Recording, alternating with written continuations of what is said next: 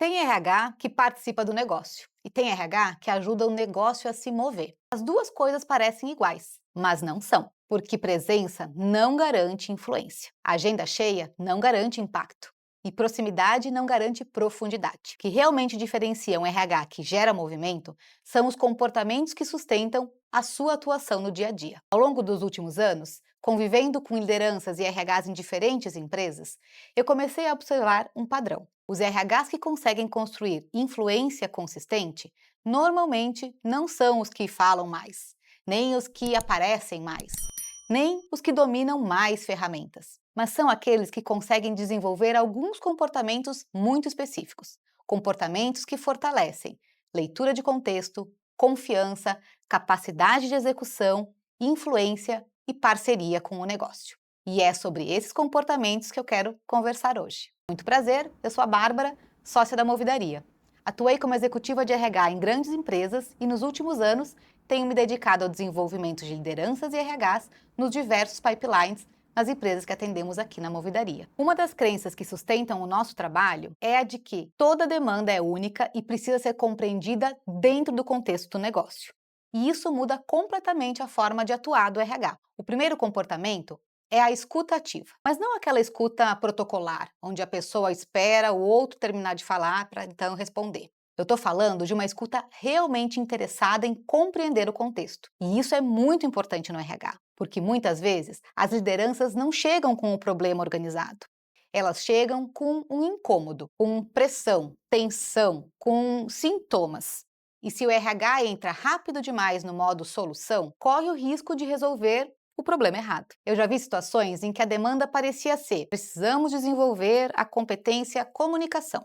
Mas quando a conversa aprofundava, o problema real era falta de clareza estratégica, conflito entre áreas, liderança insegura ou ausência de alinhamento de prioridades. Por isso, escutar sem julgamento muda muito a qualidade de atuação do RH. O segundo comportamento é a curiosidade pelo negócio. E aqui existe uma diferença importante. Conhecer a empresa não é a mesma coisa que compreender o negócio. Tem RH que conhece muita coisa sobre a história da empresa, mas não entende como a empresa ganha dinheiro. Quais são as áreas que sustentam margem, onde estão os maiores riscos, o que pressiona a operação ou o que preocupa a liderança executiva.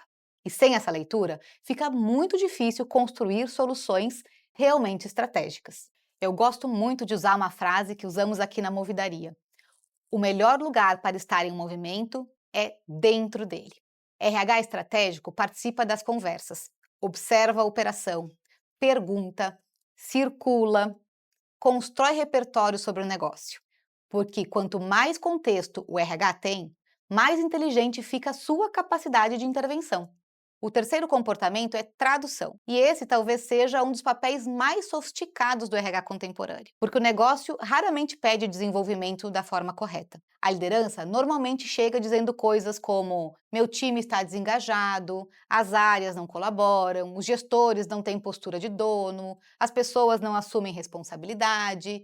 E o trabalho do RH não é simplesmente transformar isso em treinamento. O trabalho é investigar o que sustenta esse comportamento, quais mensagens reforçam a cultura, quais práticas contradizem o discurso, quais lideranças influenciam o cenário e quais capacidades precisam ser fortalecidas. É isso que transforma uma demanda solta em uma estratégia consistente de desenvolvimento. O quarto comportamento é a comunicação assertiva, porque boas ideias, sem influência, continuam sendo apenas boas ideias. E influência não tem relação com autoridade formal, ela tem relação com clareza, coerência, leitura de contexto e capacidade de construir confiança. Tem RH que sabe muito, mas fala de um jeito excessivamente técnico, e aí a mensagem não conecta. Outras vezes, o RH suaviza tanto a conversa que a provocação perde força. E o RH, agente de movimento, precisa aprender a sustentar conversas difíceis com maturidade, inclusive quando isso significa discordar, ou então trazer riscos que ninguém quer olhar. E o quinto comportamento é o foco em execução, porque credibilidade não nasce apenas do discurso, ela nasce da capacidade de transformar a intenção em entrega. Existe um desgaste muito grande nas organizações quando as iniciativas começam e não terminam. Os projetos mudam o tempo todo, ou o RH cria agendas desconectadas da capacidade real de execução. O RH ganha força quando consegue priorizar melhor, sustentar consistência, acompanhar a evolução e mostrar impacto concreto. Execução gera confiança e confiança amplia a influência. Quando eu olho para esses 5 comportamentos, eu não vejo habilidades isoladas.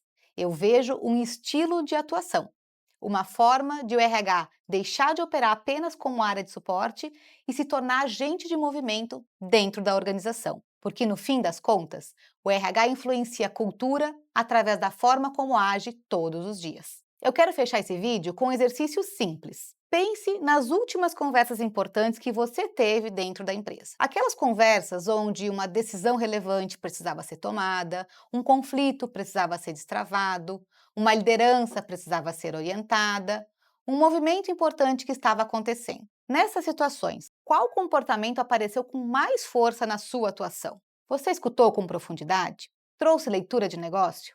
Conseguiu traduzir a necessidade real? Sustentou influência? Acompanhou a execução? Porque o RH, agente de movimento, não se constrói apenas com grandes projetos.